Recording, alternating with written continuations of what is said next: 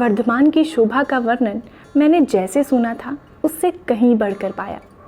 आह, कैसे सुंदर सुंदर घर बने हैं, कैसी चौड़ी चौड़ी सुंदर स्वच्छ सड़कें हैं, वाणिज्य की कैसी वृद्धि हो रही है। दुकानें अनेक स्थान की, अनेक प्रकार की सब वस्तुओं से पूर्ण हो रही हैं। सब लोग अपने अपने काम में लगे हुए हैं और बहुतेरे लोग नदी के प्रवाह की भांति इधर उधर दौड़ रहे हैं। स्थान स्थान पर पहरेदार लोग सावधानी से पहरे दे रहे हैं। प्रजा लोग सुख से अपना कालक्षेप करते हैं। निश्चय यहाँ का राजा बड़ा भाग्यवान है। यद्यपि हमारे पिता की राजधानी भी अत्यंत अपूर्व है, परंतु इस स्थान सा तो मुझे पृथ्वी में कोई स्थान नहीं दिखाई देता। इसका वर्धमान नाम बहुत ठीक है, क्योंकि इसमें रूप और धन दोनों की वृद्धि है। परंतु हमारा अभिलाषा भी वर्धमान हो तो हम जाने। वाह, ये उद्यान भी कैसा मनोहर है। इसके सब वृक्ष कैसे फले फूले हैं और ये सरोवर कैसे निर्मल जल से भरा हुआ है। मानो सब वृक्षों ने अपने अनेक रंग के फूलों की शोभा देखने को इस उद्यान के बीच में एक सुंदर आरसी लगा दी है। पक्षी भी कैसे सुंदर स्वर में बोल रहे हैं, मानो पुकारते हैं कि इससे सुंदर संसार में कोई उद्यान नहीं है। आहा, कैसा मनोहर स्थान है। हम इस बकुल के कुंज में थोड़ा विश्राम करेंगे। आहा, शरीर कैसा शीतल हो गया।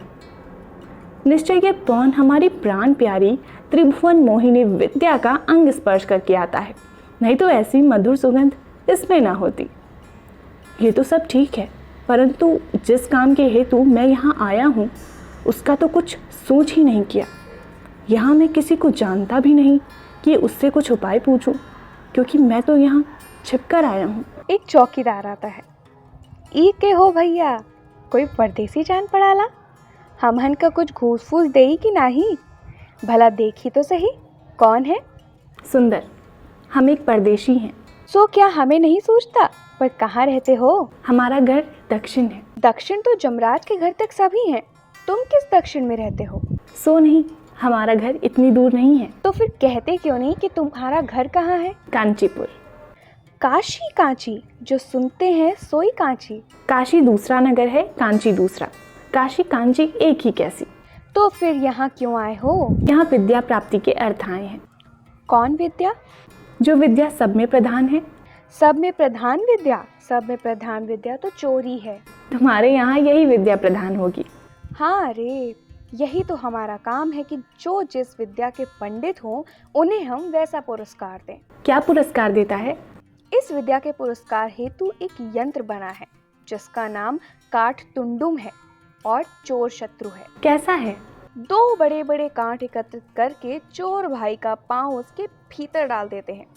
सुंदर का दाहिना पैर बल से खींचकर अपनी दोनों जांघों के बीच दबाते हुए बोला, अब जब तक हमारी पूजा ना दोगे तब तक ना छूटोगे। सुंदर चौकीदार को बलपूर्वक लात मारता है और चौकीदार पृथ्वी पर गिरता है।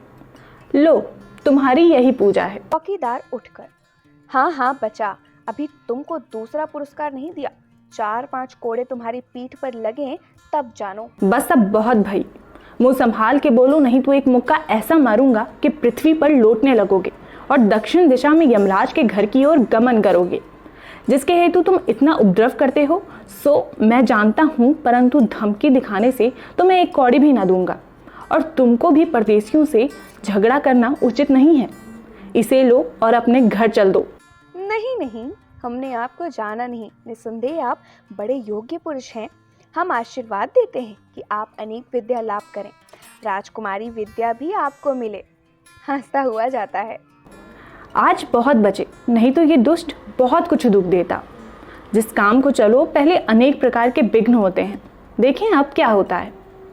पेड़ के नीचे बैठ जाता है।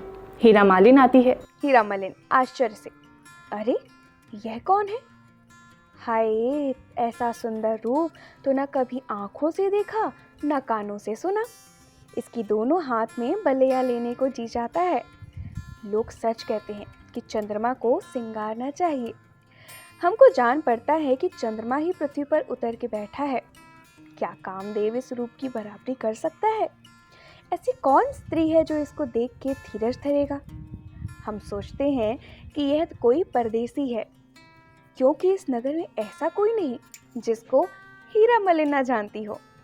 हाय हाय, इसके माँ बाप का कलेजा पत्थर का है कि ऐसे सुकुमार सुंदर पुरुष को घर से निकलने दिया। निश्चय इसको स्त्री नहीं है, नहीं तो ऐसे पति को कभी ना छोड़ती। जो कुछ हो एक बेर इससे पूछना तो अवश्य चाहिए। पास जाकर हंसती हुई, क्यों जी, कौन हो? हमको तो कोई परदेसी जान पड़ते हो। सुंदर, अब ये कौन आई?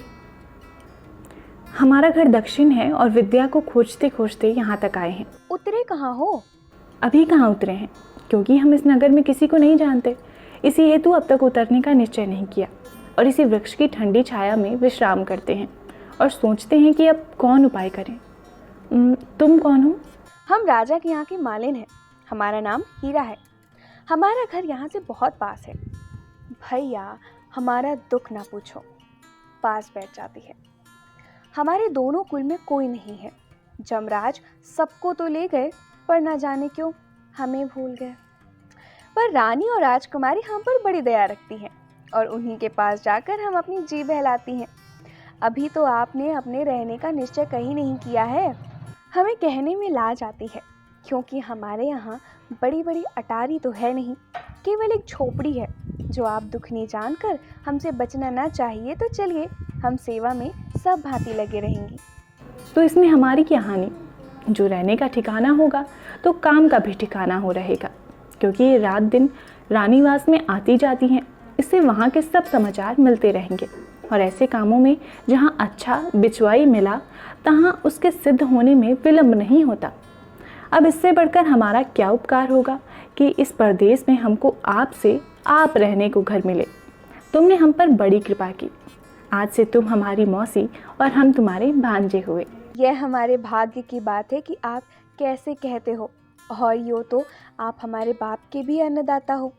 दया करके जो चाहो पुकारो।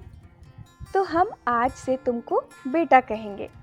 हाय हाय, इसका मुख कैसे सूख गया है। तो अब बेटा अपने घर चलो, हमारा जो कुछ है सो सब तुम्हारा है। सुंदर, हाँ चलो।